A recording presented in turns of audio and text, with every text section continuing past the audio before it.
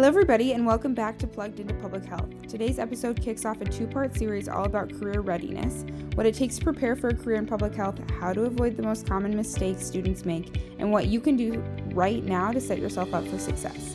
We're joined by two incredible guests from the University of Iowa College of Public Health's Career Services Office, Jeanie Kimbel and Sophie Switzer.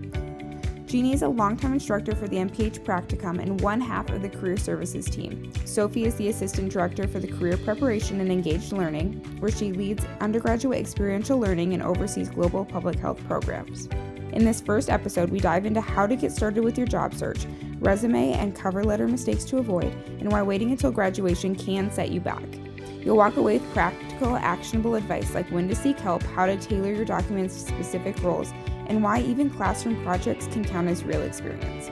I'm Lauren Lavin, and I'm joined today by Maxwell Hansen, and if it's your first time with us, welcome. We're a student-run podcast that talks about major issues in public health and how they are relevant to anyone both in and outside the field of public health. Now let's get plugged into public health. Plugged into Public Health is produced and edited by the students of the University of Iowa College of Public Health. The views and opinions expressed in this podcast are solely those of the student hosts, guests, and contributors, and do not necessarily reflect the views or opinions of the University of Iowa or the College of Public Health.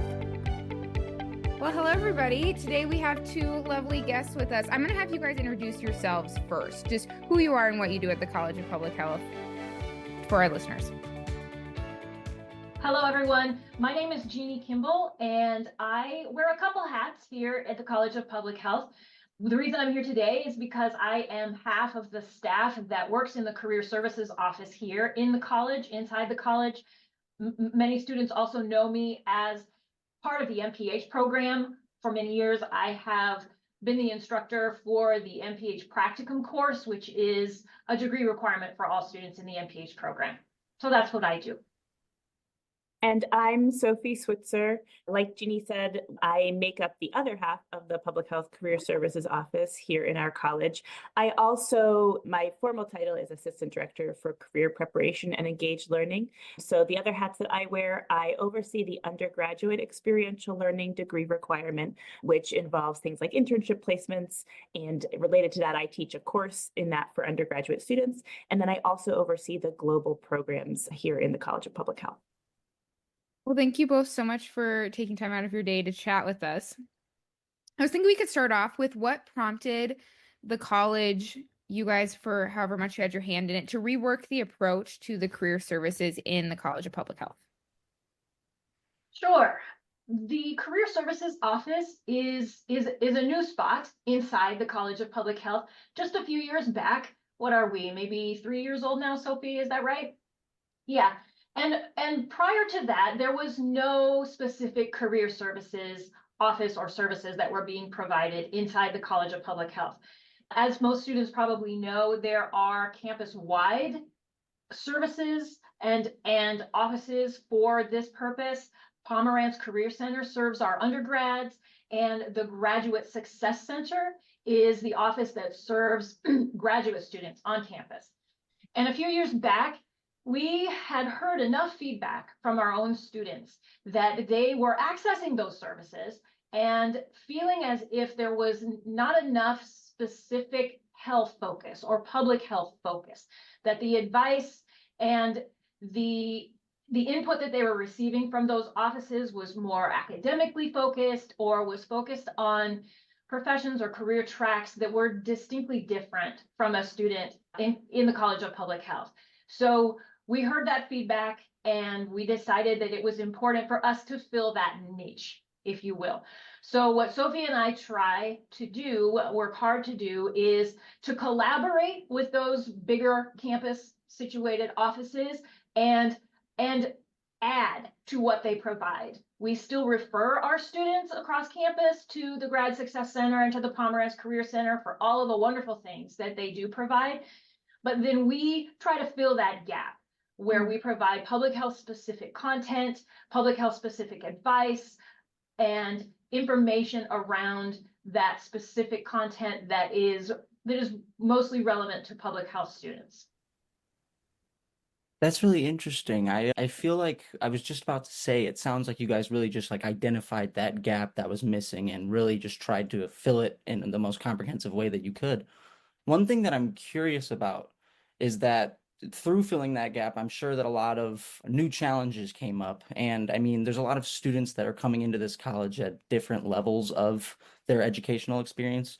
So I guess my question would be, why do you feel like, or do you feel like there's misconceptions that students have about career preparation within this industry?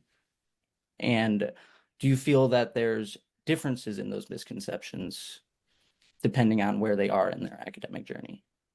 Yeah, I'm not sure that there's anything that is super industry specific because a lot of the misconceptions and the barriers that students experience with entering the workforce tend to be pretty universal across disciplines. One of the largest, I would say, public health specific misconceptions or barriers is really what everyone experiences in public health, is that most public health careers are fairly hidden. It's the nature of what public health is.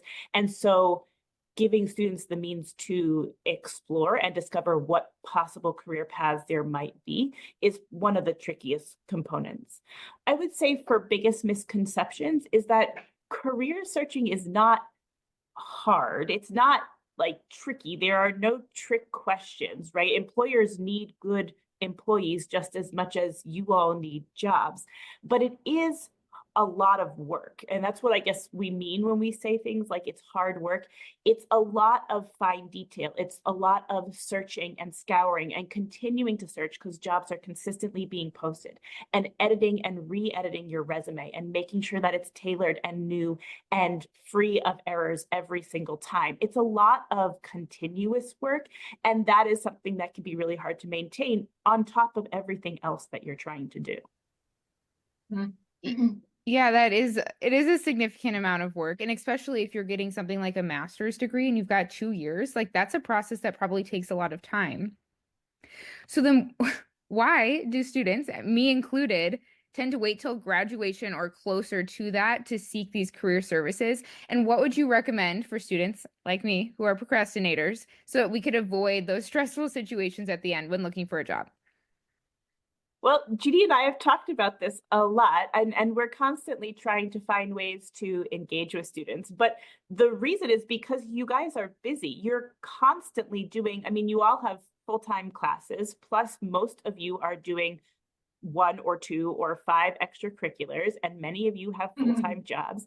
And as much as it is important, and we need to stress the importance of starting this process early and making sure that you're attending things like workshops and coming to see us in office hours, it's really hard to prioritize that when the organic chemistry midterm is next week, and that is also a priority, and it's more pressing. I mean, it's very understandable that it's hard to prioritize something that maybe you don't have like a spot to put it in right now, when it's such a kind of, it feels like a far off thing that you don't necessarily have to really worry about in this particular moment.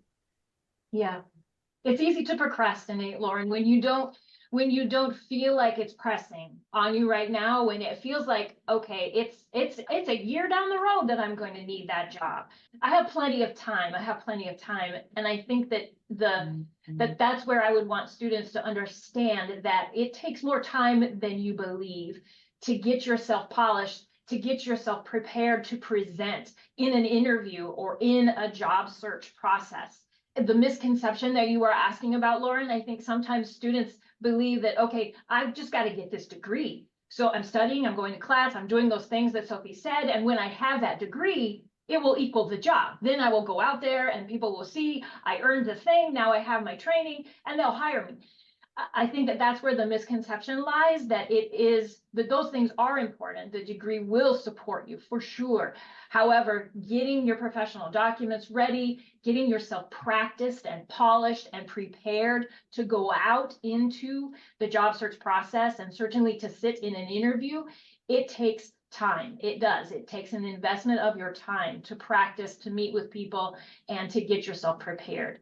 So that is, I think, where the misconception lies, that yes, getting the job is far out there, but getting prepared for the search process, that is something that I would want students to understand. It takes more time than any of us realize. When do you suggest that students start that process with you guys if they're looking to hone those skills? Honestly, as soon as possible. We offer services throughout the year. We offer quite a few different workshops on everything from like communication and informational interviewing, things that are part of the like initial exploration phase, to accepting and negotiating job offers. I think a lot of the issues that a lot of students don't realize is that you don't know what you don't know, right? And so at the beginning, you may feel like you don't have a lot of questions, but you're not going to realize maybe what those questions might be until you get into this and start thinking about the process and coming to some of these events, meeting with us. You ask one question and that leads to 10 more questions. And if you start that process early, maybe you don't have a lot of questions, in which case, great, you don't have to come see us for a while. But if you don't start that until maybe 2 months before you're going to graduate, and then you realize you have a lot of questions, and maybe Jeanie and I don't have a lot of time in our schedule, we only have so many hours in the day that we can meet with students, then it's going to feel like you're playing catch up. Short answer, as soon as possible. And you can kind of assess from there. It sounds like there's just like clearly a lot of different students that are coming in at different times as well. Let's say like there is a student that has gotten prepared, they've got their documents ready. I'm sure that oftentimes they may think like, okay, now what? Is there more that I can do? And are there any ways that I could get potential questions answered about the career I'm looking into? So I guess I'm curious if you guys have heard like common concerns about potential career paths that people have brought to you. So probably the most common need that a student identifies when they register for individual coaching sessions. Sophie and I each have office hours every week where we are available to meet with students one-on-one. Probably the most common thing we do is review professional documents, and that stems from the goal that the student has to get a job. I would say that is most commonly what the student will say is, I'm going to need a job. I have student loans and I'm going to need a job. And so that is their goal. And typically they understand that this resume and this cover letter thing is something that I'm going to need. And so they have a draft. And we spend a lot of quality time with students refining those drafts, providing them feedback based on current best practices, knowledge around how interview processes are going at this point in time. The fact that AI is now a huge part of all of our lives, it has impacted the job search industry in the sense that many times the employer is using some kind of an automated scanning program or platform to screen initial applicants, such that if you are in that pile and you don't craft your application or your document appropriately with the key words that the scanner is looking for, your material may not even be seen by a real person these days. You may not make it that far. So it's bits of practical advice and information like that Sophie and I give repeatedly to students in conjunction with actually reviewing the resume and the document that the student has and providing them quality advice and tips about how to structure it, how to word it, how to make it concise, how to make it such that the content that's in that first section of the resume aligns with the application that they are responding to or the ad that they are responding to, so that those words that the human has put into the scanner that is most important, or that are the required credentials or qualifications for this job, are right up there at the top of the document so that the scanner finds it very quickly. So those are the things that I would say. Those are the most common requests that I hear in my office. I would agree with that. And certainly almost all of the questions we get are stemming from the concern of, am I going to be employable and will I find something when I graduate? I feel like there are differences also based on where you are in your degree program and maybe which degree program you're in. So Jeanie and I both meet with any student who needs to meet with us. But the nature of the other hats we wear, I think Jeanie sees more graduate students and I probably see more undergraduate students.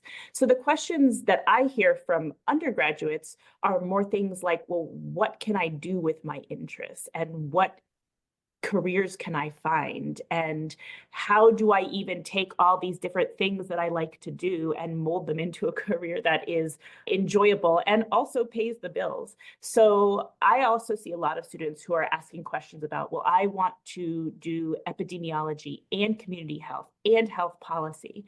And how do I find experiences in those things that will allow me to kind of hone my interests? I do a lot of counseling around things like internships and career exploration and aspects of finding a job in that area. Do you see both master's students and PhD students using these types of services? Yes, absolutely. Okay, because I just know that like it can be kind of nuanced, especially like as a PhD student. I know that our CVs can be, I don't know, just very detailed and lengthy. And knowing that you guys are a resource for that is honestly, that's very comforting to me, because I have reworked my own CV a bunch of times and I feel like it would be really helpful to have another set of eyes, especially someone who's an expert in that. So I Can like I- knowing that for me.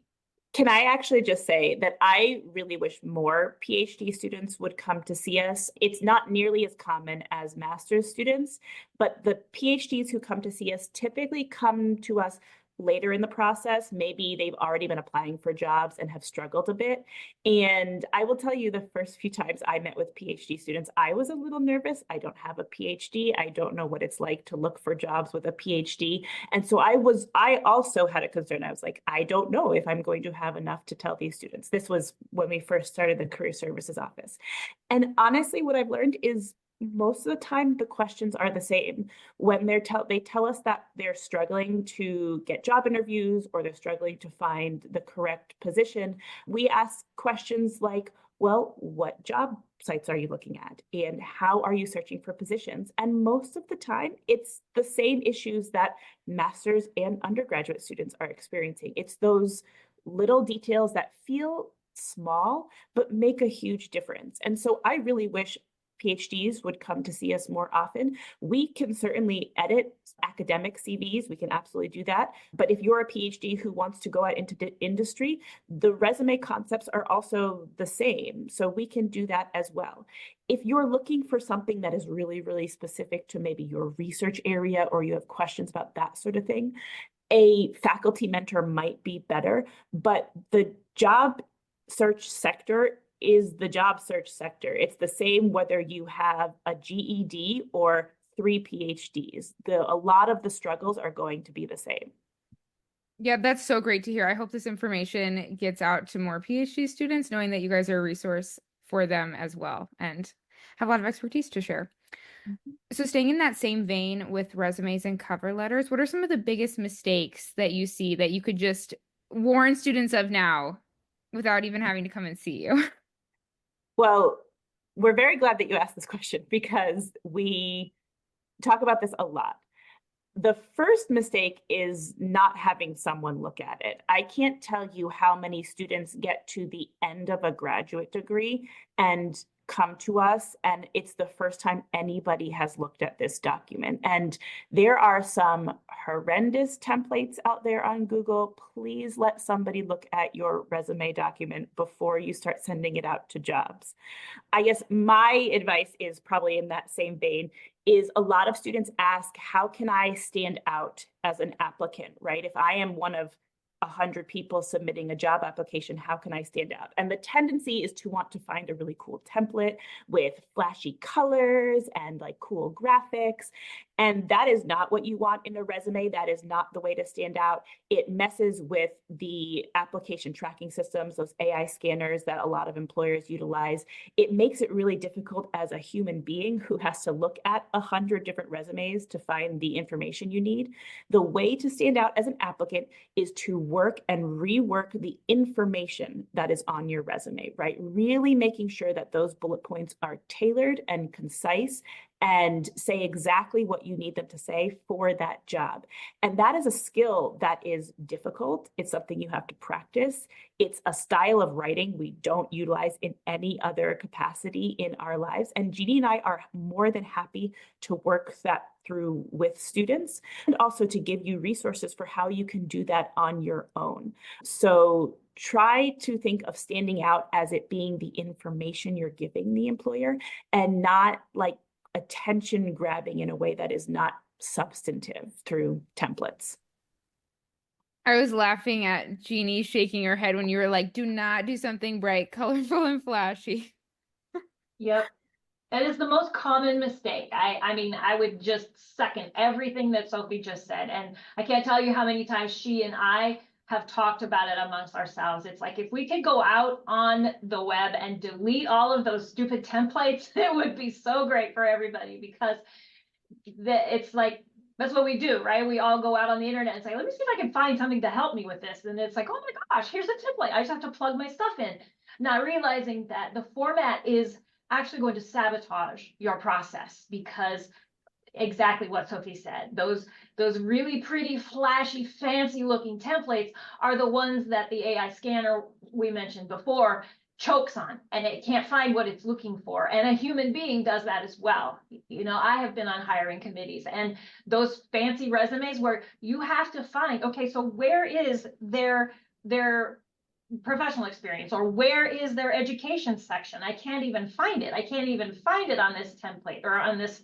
It's frustrating, and it can get you pitched. It can get you removed from advancing to the interview process. So really, that is probably the best advice we would give about a resume, is keep it simple, keep it basic, and focus on the content. Choose the words that describe you in the terminology that is being used in the ad that you are applying for, so that you are calling yourself and you're referencing your skills in the same manner that the ad said they would like you to have. If they want you to have experience analyzing quantitative data, then that's how you say you have received training. I am proficient in analyzing quantitative data, should be right there on the very top of your materials. Do you suggest changing every resume to match the application? Yes. Every resume you send out needs to be tailored to the job description. Absolutely. I will say that one thing I tell my students in my undergraduate class is that this goes against all of the instincts that we have been telling you about plagiarism since you started school, right? I mean, True. AI scanners only are as good as what the information that's been plugged into them. And a lot of time what happens with these applicant tracking systems is the person who understands the position sends a job description to an HR person who has no idea what happens if you are a data analyst, or what kind of skills are needed for that. And so they will take the job description and they will plug those terms into that applicant tracking system. And a robot is a robot. It's not going to be able to infer things. You have to use the language that's in the job description to get past those systems. The other thing that I was going to add to what Jeanie said is we actually had a situation just a couple of days ago. A student had asked me to review their resume, and it was a template. This is a very common situation that comes up. I went and showed Jeanie the template, because this might be one of the worst that I have seen. The templates are typically created by people who have backgrounds in graphic design, not people who are experts in actual job searches and hiring. And not only did they have the largest section on the resume was for references. It was at the top of the resume, which shouldn't be on a resume to begin with. But the education section had failed to include a space for them to put the name of their institution. So she had her degree and the year that she was graduating, and no mention of the University of Iowa at all. And because it wasn't on the template, she didn't think to put it in, which is understandable. But those are the types of things that can happen when you use these templates, and basic errors that come up that will absolutely be a deterrent for hiring. It sounds like You're saying that students need to like think critically about their experiences and how they relate to the experiences that they want to have one day. But I'm curious. I remember coming into the college a couple years ago, having no experience at all. And the experiences that I did have, I felt didn't really relate to what I wanted to be doing at the college. So I guess what I'm curious about is what advice do you have for students that have no experiences that are directly related to the work that they're moving into? How do they stand out on those applications? That's an excellent question. The Probably the most important that I would say to those of you who are students and you're going out into the work world as new grads is that every one of us has been in that place. Everyone is a new grad at some point in time, right? And your classroom experience is experience. Sophie and I have actually received some excellent feedback from our state Department of Health and Human Services, which many of our alumni work there. They do at this point in time, and have come back around and have met with us and stated that as they now are on the hiring committees and they have their own knowledge of what they learned in their programs here at the College of Public Health, they said the students need to be told that what they do in their lab techniques classes, what they do in those other, those courses that have classroom projects, have practical experiential parts to them, that is experience. That if you have analyzed, to use the example I stated before, if you have analyzed quantitative data in one of your courses, one of your classes, although it was inside a classroom, inside a laboratory experience, that is still experience. It is still experience, and that it needs to be mentioned. It needs to be mentioned as you're heading out into the job sector, that there is a way to structure your resume so that it highlights classroom experience, academic training that aligns with what's posted as required qualifications or required skill sets for this job. So that is probably the most important tip I would give to students, is to recognize that you do have practical experience inside classrooms, and that counts. That is valuable learning, and you did indeed receive training in the skills that will transfer. It will transfer. So to remember to highlight that, and to not shortchange yourself as you're headed out, that you have more experience than you realize. It was just in a different context.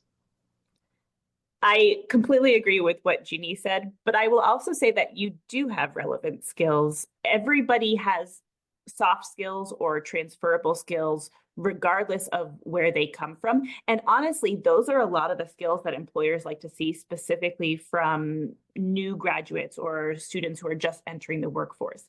It is easier to train a new employee to do things like use lab equipment or specific software. It's a lot harder to teach somebody how to communicate appropriately and organize their email and be resourceful and ask questions. Those are the skills that employers usually want to see new graduates coming in with, and they will serve you really well. I think it's great to hear about like highlighting the transferability of skills that we have now and that we've developed. It's reassuring to know that classroom time can be applied in a traditional work setting. Do you guys find that some employers are more likely to hire new grads than others, or do you point students in certain directions, or do you think everyone's open to it, just depending on how you frame it? I think everyone's open to it for the most part. I mean, the right individual is the right individual, regardless of where they come from. And it's hard to say if an organization sometimes they want somebody who has a slightly different perspective and maybe new ideas. And so they might actually prioritize hiring new graduates. I will also say that post-COVID, the public health workforce went through a massive overhaul. A lot of people retired during COVID who had previously been working in the public health sector. And so we've seen a lot of students in recent years walk into jobs that maybe they would not have been able to attain right out of school in the pre-COVID world that we lived in. That is changing again now because these things come in stages, but there's no employer that I can think of off the top of my head. I don't know, Jeanie, if you can think of any, who would be more or less likely to hire a new graduate. There are things that you can bring to the table that maybe somebody who's been in the workforce for a long time can't bring to the table. And those are the things that they may be looking for at that time. It's just hard to say.